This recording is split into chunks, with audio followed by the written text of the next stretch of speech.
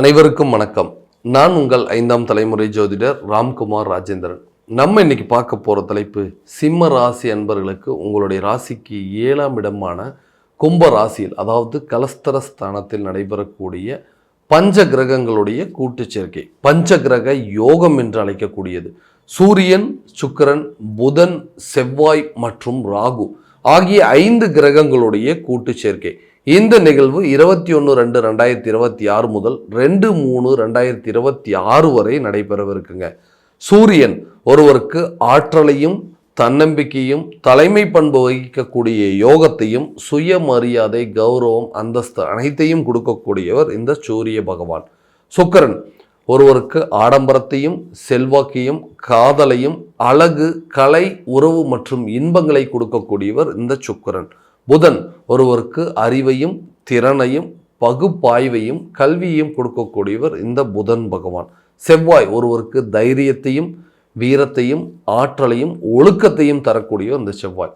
ராகு ஒருவருக்கு ஆசையையும் மாயையும் எதிர்பாராத சில நிகழ்வுகளையும் கர்ம வினைகளையும் கொடுக்கக்கூடியவர் இந்த ராகு பகவான். ஆக இந்த 5 கிரகங்களுடைய சேர்க்கை பலவிதமான எதிர்பார்ப்புகளையும் எண்ணங்களையும் தரக்கூடிய ஒரு காலகட்டங்கள். ஸோ இந்த காலகட்டங்களில் சிம்ம ராசி அன்பர்களுக்கு தங்களுடைய வாழ்க்கையில் எந்த விதமான அற்புதங்கள் மற்றும் மேன்மைகளை தரப்போகுது அப்படிங்கிறத இந்த காணொலியில் தெளிவாகவும் துல்லியமாகவும் பார்க்கலாங்க.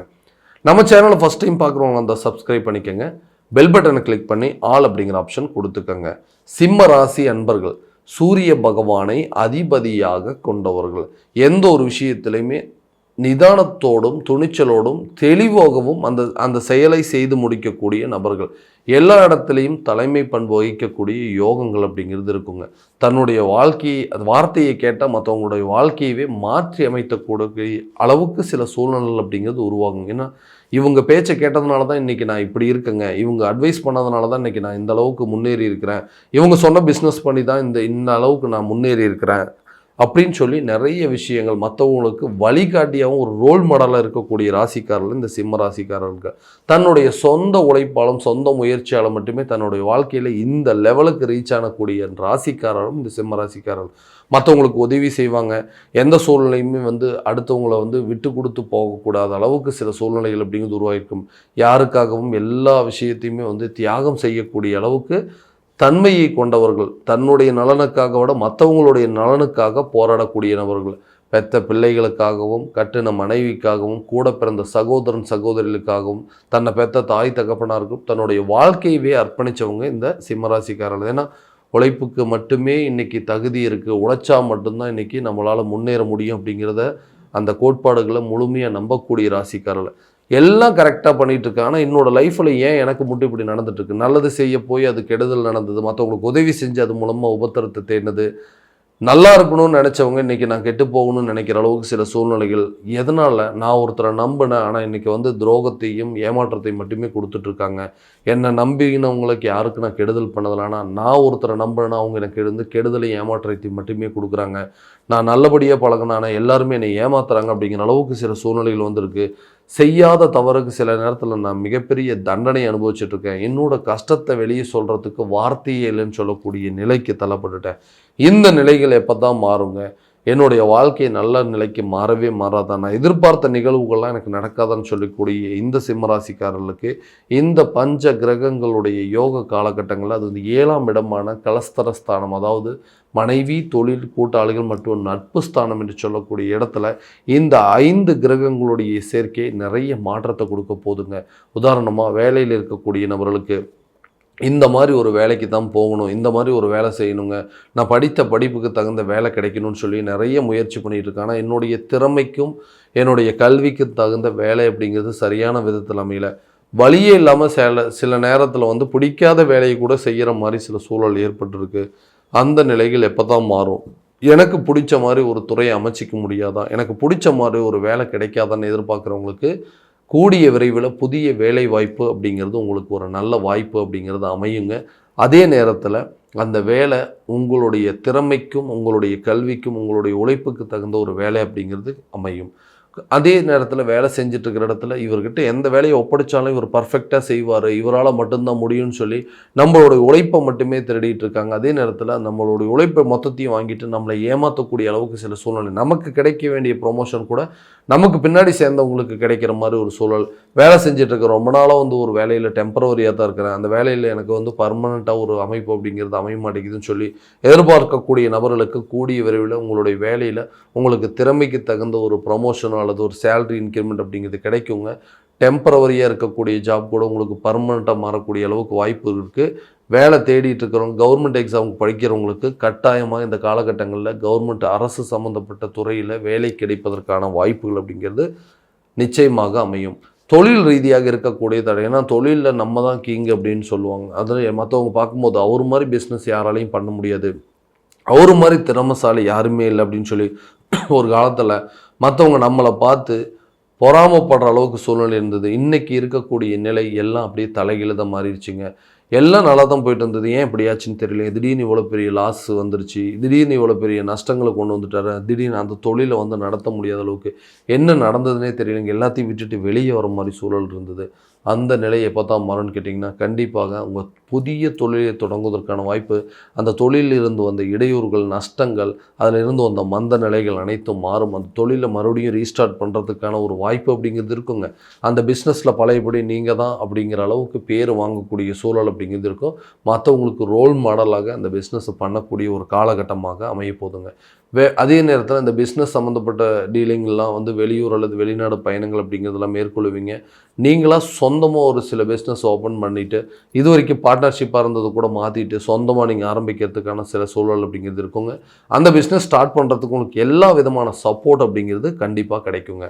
திருமணம் சார்ந்த தடைகள், இவருக்கு திருமணம் அப்படிங்கிறது மட்டும் கரெக்டான காலத்தில் அமைஞ்சதுன்னா எல்லா விஷயத்தையும் உருவாக்கி வச்சாச்சுங்க. ஒரு வீடு, நிலம், கட்டிடம் சம்மந்தப்பட்ட எல்லா விஷயமும் இருக்குது, நல்ல வேலையும் இருக்குது, நல்ல தொழிலும் இருக்குது, கை நிறைய சம்பாதிக்கிறார். ஆனால் அவருக்கு திருமணம் அப்படிங்கிறது தான் ஒரு மிகப்பெரிய தடையாகவே இருக்குங்க.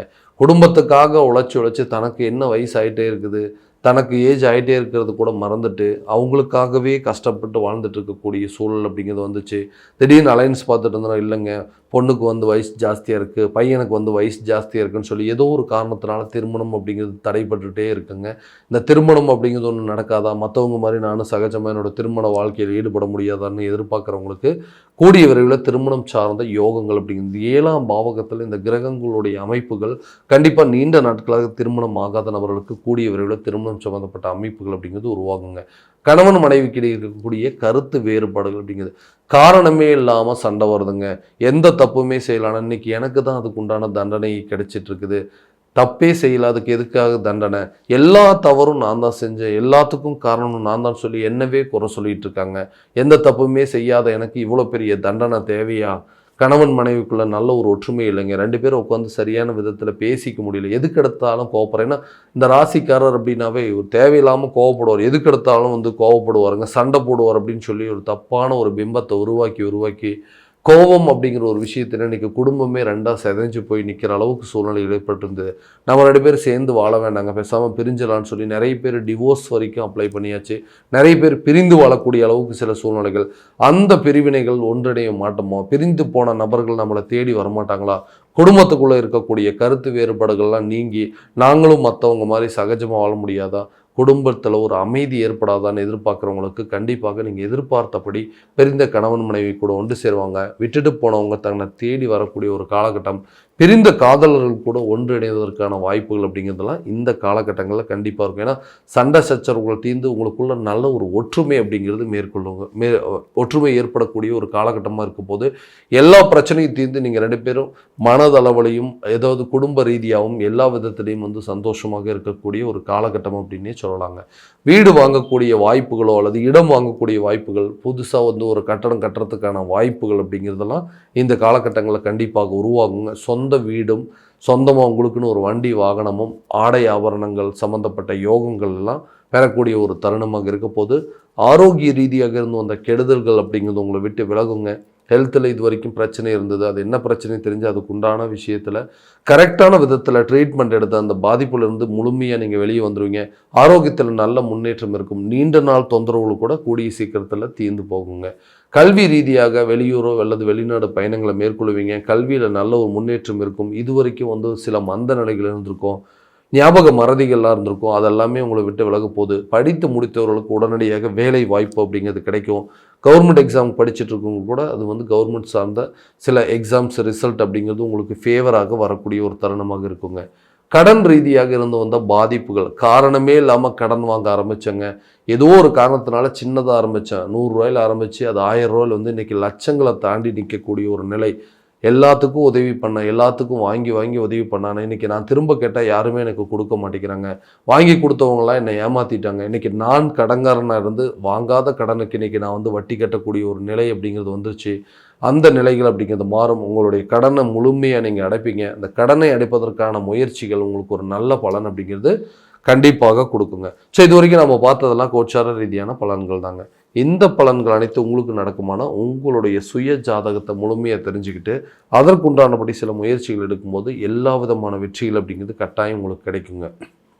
உங்களுடைய ஜாதகத்தை எங்கிட்ட பார்க்கணும்னு விருப்பப்பட்டீங்கன்னா கீழே தெரிகிற நம்பருக்கு காண்டாக்ட் பண்ணி அப்பாயின்மெண்ட் ஃபிக்ஸ் பண்ணிக்கோங்க. அப்படி இல்லையா உங்களோட ஜாதகத்தை வாட்ஸ்அப் மூலமாக அனுப்பிச்சி வச்சிங்க அப்படின்னா தெளிவான முறையில் கணிச்சு துல்லியமான பலன்கள் அப்படிங்கிறது உங்களுக்கு தெரியப்படுத்தப்படுங்க. மீண்டும் அடுத்த காணொலியில் உங்களை சந்திக்கும் வரை உங்களிடமிருந்து விடைபெறுவது உங்கள் ராம்குமார் ராஜேந்திரன். நன்றி.